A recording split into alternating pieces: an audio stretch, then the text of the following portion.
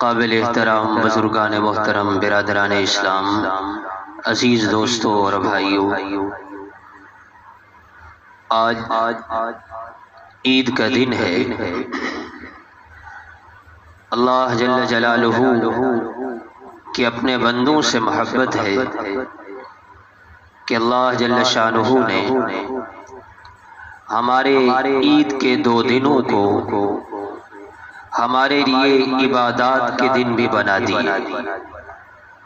رمضان المبارک کا مہینہ، پورا مہینہ اللہ کی رحمتیں اور برکتیں اپنے بندوں پر اترتی ہیں۔ نتیجتاً شکرانے میں اللہ جل جلالہ نے عید کے دن عید کی 2 رکعت واجب فرما دی۔ پھر جب ذی الحجہ کا مہینہ شروع ہوتا ہے تو اس مہینے میں بھی 2 ایسی عبادات ہوتی ہیں جو عبادت پورا سال میں نہیں ہو سکتی۔ جیسے رمضان کے فرض روزے صرف رمضان میں ہی ادا ہوتے ہیں، ایسے ہی اس مہینے کی 2 عبادتیں وہ بھی اسی ماہ اور انہی دنوں میں ہی ادا ہوتی ہیں۔ ایک حج کی عبادت ہے جو اسلام کا 5واں بڑا رکن ہے، اور دوسری قربانی کی عبادت ہے۔ قربانی بھی صرف اسی دن ہو سکتی، انہی دنوں میں ہو سکتی ہے، اس کے علاوہ پورا سال نہیں ہو سکتی۔ حج بھی انہی دنوں میں ہو سکتا ہے، ان کے علاوہ کسی اور دن میں، کسی اور مہینے میں حج نہیں ہو سکتا۔ تو بطور شکرانے کے یہ 2 رکعت بھی واجب فرما دی۔ یہ ذہن بنایا کہ مسلمان اپنی خوشی کیسے مناتا ہے، تو وہ خوشی اس طرح کرتا ہے کہ وہ اللہ کے سامنے جبین نیاز کو جھکا کر یہ کہہ دیتا ہے زبان حال سے کہ سر تسلیم خم ہے جو مزاج یار میں آئے۔ ہم اللہ جل جلالہ کے ہر حکم کے پابند ہیں۔ اسی کا ایک مظہر یہ قربانی کا عمل بھی ہوتا ہے۔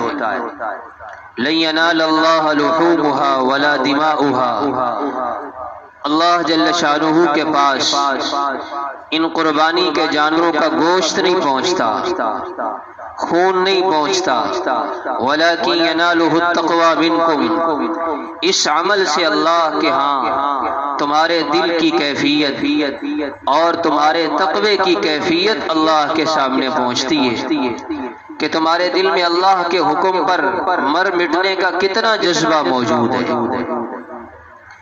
اللہ جل جلالہ نے اپنے نبی حضرت ابراہیم علیہ السلام سے بیٹے کی قربانی مانگی ہے، بیٹے کی قربانی مانگی پر لی نہیں، اور ہم سب کے لیے آسانی فرما دی کہ جو شخص وسعت رکھتا ہے اس کے اوپر بیٹے کی قربانی نہیں مانگی اس سے، بلکہ ایک ذیروح، ایک جانور کی قربانی مانگ لی، اسے اللہ کے نام پر ذبح کرے۔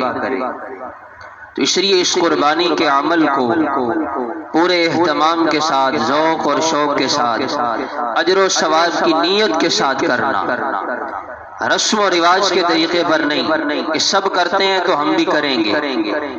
میں اس لیے کر رہا ہوں کہ میرے دل میں یہ کیفیت، میرا یہ مزاج بن جائے کہ اللہ کے حکم کے سامنے میں سب کچھ کرنے کے لیے تیار ہوں۔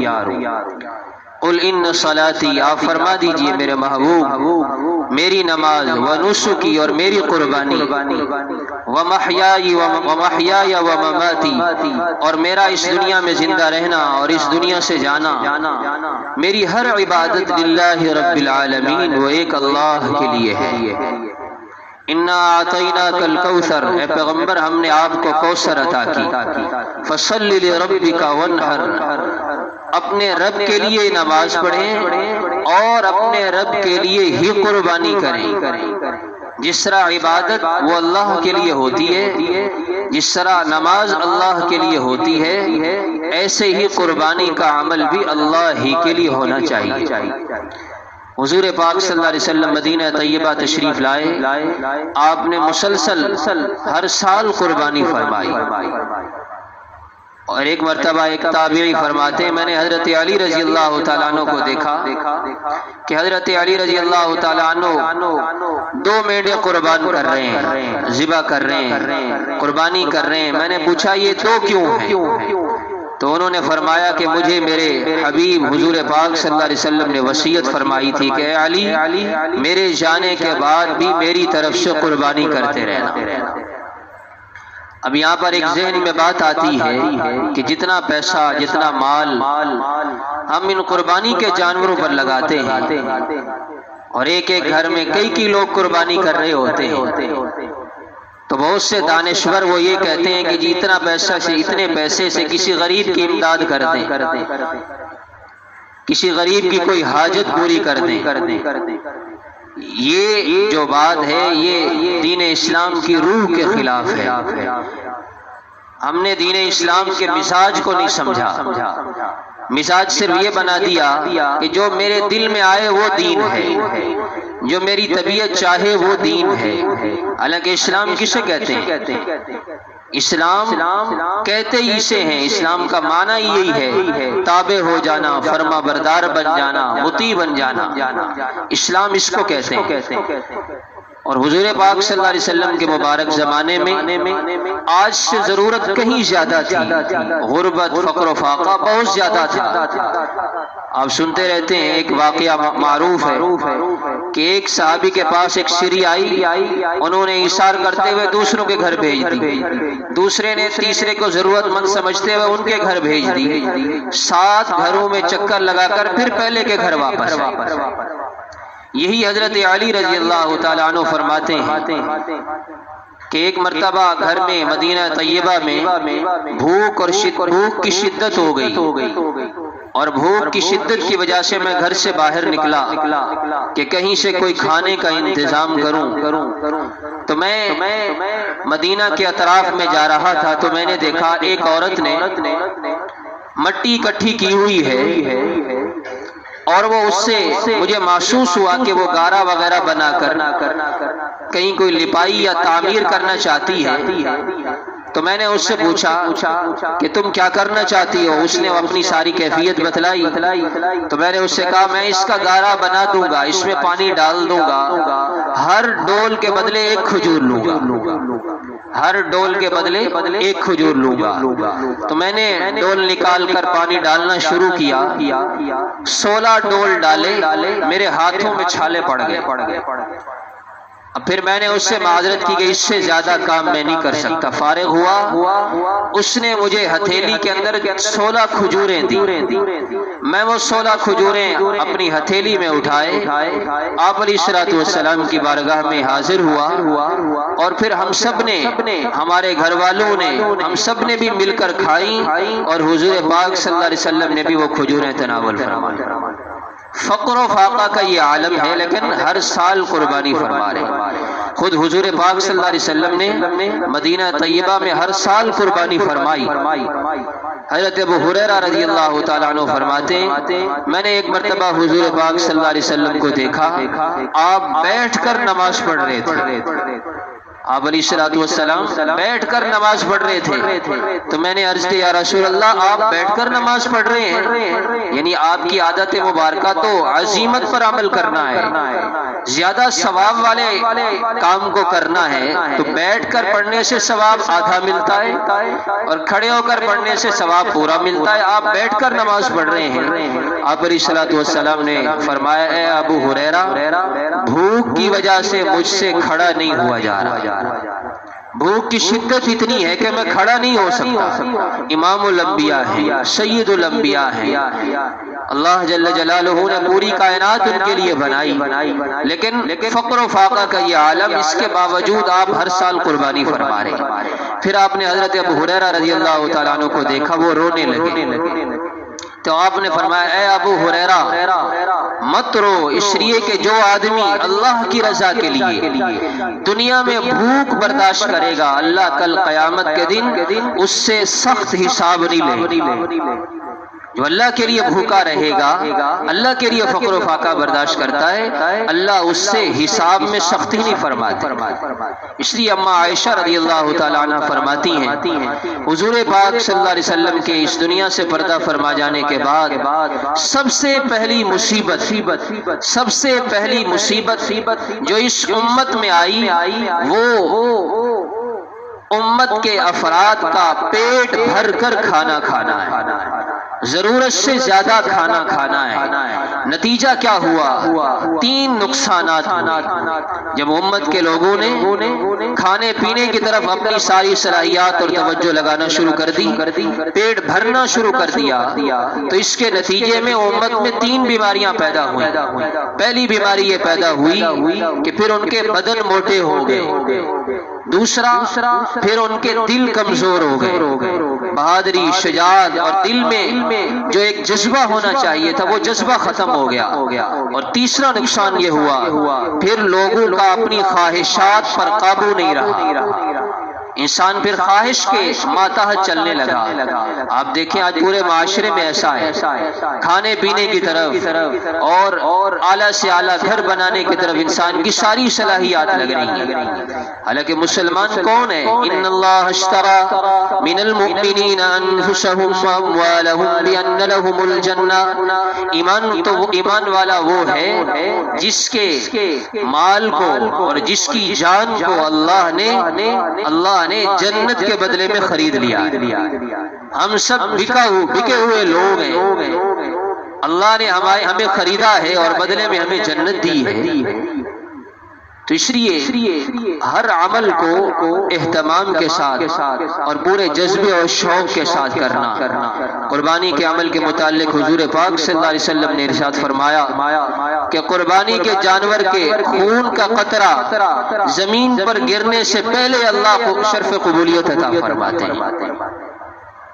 اور اسی طرح پھر جب قربانی کا جانور ذبح ہو، جس کا یہ جانور ہے، جس کی طرف سے یہ قربانی ہو رہی ہے، اس کے لیے مسنون اور مستحب ہے کہ وہ اپنے جانور کے ساتھ کھڑا ہو۔ حضرت فاطمہ رضی اللہ تعالیٰ عنہ سے آپ علیہ الصلوۃ والسلام نے فرمایا، فاطمہ اپنے جانور کے ساتھ کھڑی ہو۔ ساتھ کھڑا ہونا اور شریعت کے سنت طریقے کے مطابق جانور کا ذبح کرانا، قبلے کی طرف جانور کا رخ ہو، بسم اللہ اللہ اکبر تکبیر کہہ کر پھر جانور کو ذبح کیا جائے۔ تکبیر کہتے ہوئے چھری چلانی چاہیے۔ اس لیے بسا اوقات چھری چلانے والا بھول جاتا ہے، تو جو ساتھ کھڑے ہوں وہ بآواز بلند یہ کہیں، بسم اللہ اللہ اکبر، اللہ کے نام کے ساتھ میں یہ ذبح کرتا ہوں، اللہ سب سے بڑا ہے۔ تو اس لیے بھائیو اس قربانی کے عمل کو اجر و ثواب کی چیز سمجھیں، اور 3 حصے کریں۔ گوشت کے 3 حصے کرنا یہ مستحب ہے۔ ایک حصہ اپنے رشتہ داروں میں دیں، ایک اپنے لیے رکھیں، ایک عام مسلمانوں میں تقسیم کریں، اور پھر ایک مستحب عمل یہ ہے کہ عید کے دن اپنے ہی قربانی کے جانور کے گوشت سے کھانے کی ابتدا کرنا یہ مستحب ہے۔ ہاں اگر کوئی آدمی اس کو بھوک زیادہ لگی ہے یا کسی تکلیف بیماری میں مبتلا ہے، وہ پہلے بھی کھانا کھا سکتا ہے، پانی پی سکتا ہے، کھانا کھا سکتا ہے، یہ مستحب عمل ہے۔ اسی کے ساتھ عید کے دن حضرت جبیر ابن نفیر رحمت اللہ علیہ تابعی ہیں، وہ فرماتے ہیں ہم صحابہ کرام کو دیکھتے تھے کہ وہ عید کے دن ایک دوسرے کو جب عید ملتے تھے تو ان الفاظ میں دعا دیتے تھے، تقبل اللہ منا ومنکم، تقبل اللہ منا ومنکم، اللہ ہماری اور تمہاری ساری عبادات قبول فرمائے۔ یہ جو عید مبارک کہنے کا کلچر ہے، شریعت میں اس کا کوئی تصور نہیں ہے، صرف اتنی بات ملتی ہے کہ عید ملتے ہوئے آپس میں ایک دوسرے کو ملتے ہوئے یہ کہیں، تقبل اللہ منا ومنکم، اللہ ہمارے اور تمہارے اعمال کو قبول فرمائے۔ اس لیے کہ رمضان المبارک کی عید ہو، عید الفطر ہو یا یہ قربانی کی عید ہو، دونوں سے پہلے بنیادی عبادتیں ہیں۔ رمضان المبارک میں روزہ ہے، اور اس عید سے پہلے حج کی عبادت ہے اور اس عید کے دن قربانی کی عبادت ہے، تو مسلمان ایک دوسرے کو کیا دعا دے رہا ہے؟ اللہ میری اور تمہاری، ہماری اور تمہاری ساری عبادات قبول فرمائے۔ پھر اسی کے ساتھ ساتھ عید کے دن ایک معمول ہوتا ہے، ایک دوسرے کو آج کل تو جدید دور آ گیا، ایک دوسرے کو میسج کر دیتے ہیں، پیغام بھیج دیتے ہیں، السلام علیکم ورحمۃ اللہ وبرکاتہ، میری طرف سے آپ کو، آپ کے اہل خانہ کو عید مبارک۔ اب عید کا دن مصروفیت کا دن ہے، سلام کرنا یہ سنت ہے، لیکن سلام کا جواب دینا یہ واجب ہے۔ اب آپ نے سلام بھیج دیا، چاہے تحریری طور پر ہو یا کسی کو سلام کیا جائے، دونوں صورتوں کا حکم ایک ہی ہے۔ اب سلام بھیج دیا، اس نے پڑھا نہیں، یہ اتنی کثرت ہوتی ہے پیغامات کی کہ ہر ایک کو جواب نہیں دیا جا سکتا، تو آپ نے سنت عمل کر لیا اور اگلے نے اگر جواب نہیں دیا تو آپ کے اس عمل کی وجہ سے وہ گناہگار ہے، تو اس لیے اس عمل کو ترک کریں۔ اگر کسی کو مبارک دینی بھی ہے تو اسے مخاطب کر کے اس کا نام لے کر بغیر سلام کے اس کو عید کے دن یہ دعا دے دے، تقبل اللہ منا ومنکم۔ ہاں اگر کسی آدمی کے متعلق آپ کو یقین ہے کہ واقعتاً وہ پڑھے گا، میرے اس میسج کو جواب دے گا، پھر اسے سلام کر سکتے ہیں۔ تو اس لیے ہماری شریعت میں ہر چیز میں آسانی اللہ تعالیٰ نے رکھی ہے، کوئی تنگی نہیں ہے۔ ہم نے دین کو اپنے رسوم و رواج کے تابع بنا کر دین پر عمل مشکل کر دیا، اس لیے کوشش فرمائیں سنت طریقے کے مطابق جب عید پڑھ کر واپس جائیں تو جس راستے سے آئے ہیں دوسرے راستے سے جائیں اور تکبیرات پڑھتے ہوئے جائیں اور ذوق و شوق کے ساتھ اس قربانی کے عمل کو کریں۔ اللہ تعالی ہم سب کو تمام نیک اعمال ذوق اور شوق کے ساتھ کرنے کی توفیق عطا فرمائیں۔